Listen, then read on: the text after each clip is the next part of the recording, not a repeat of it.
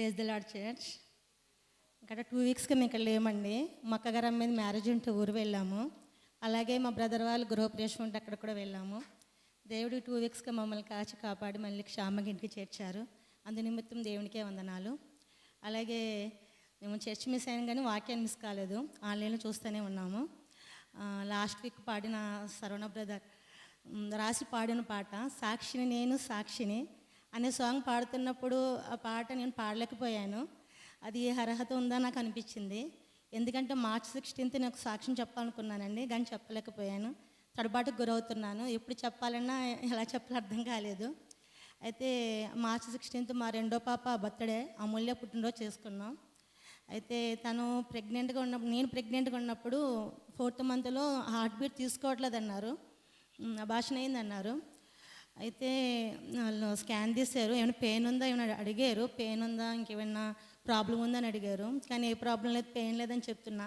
కానీ నాకు పెయిన్ ఉంది, కానీ ఎందుకు ఆ బిడ్డ నాకు కావాలనిపించింది. అది నేను చెప్పట్లేదు, పెయిన్ ఉందని చెప్పట్లేదు, ఎందుకని ఆ బిడ్డ కావాలనిపించింది. నాకు తెలుసు అలా చెప్పడం వల్ల ఏదైనా ఇన్ఫెక్షన్ అయ్యి ప్రాబ్లం అవుతుంది కూడా తెలుసు, కానీ ఆ టైంలో చెప్పలేకపోతున్నా. ఎందుకని చెప్తే ఏ ట్యాబ్లెట్ ఇస్తారు, ఇంకేదైనా క్లీన్ చేసేస్తారని భయం. ఎందుకు ఆ బిడ్డ కావాలి అని నేను అక్కడ అబద్ధమే చెప్తున్నా. పెయిన్ లేదు, నేను బాగున్నా హెల్తీగా ఉన్నాను చెప్తున్నా, కానీ పెయిన్ ఉంది, నేను డిస్టర్బ్గా ఉన్నాను, బాగాలేదు. కానీ అక్కడ డాక్టర్ అలాగే చెప్పాను. అయితే ఒక 1 వీక్ చూద్దామన్నారు.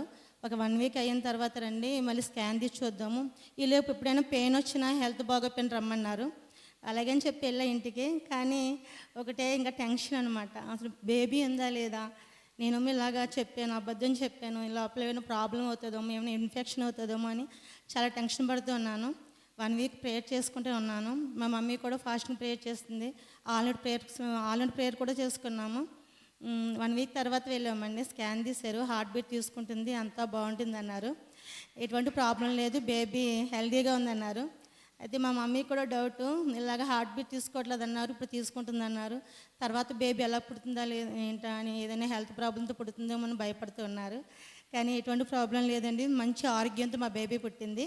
అది మా సెకండ్ పాప అమూల్య అనమాట. దేవుడి సాక్ష్యాన్ని దీవించాలండి, ప్రేయర్ చేయండి.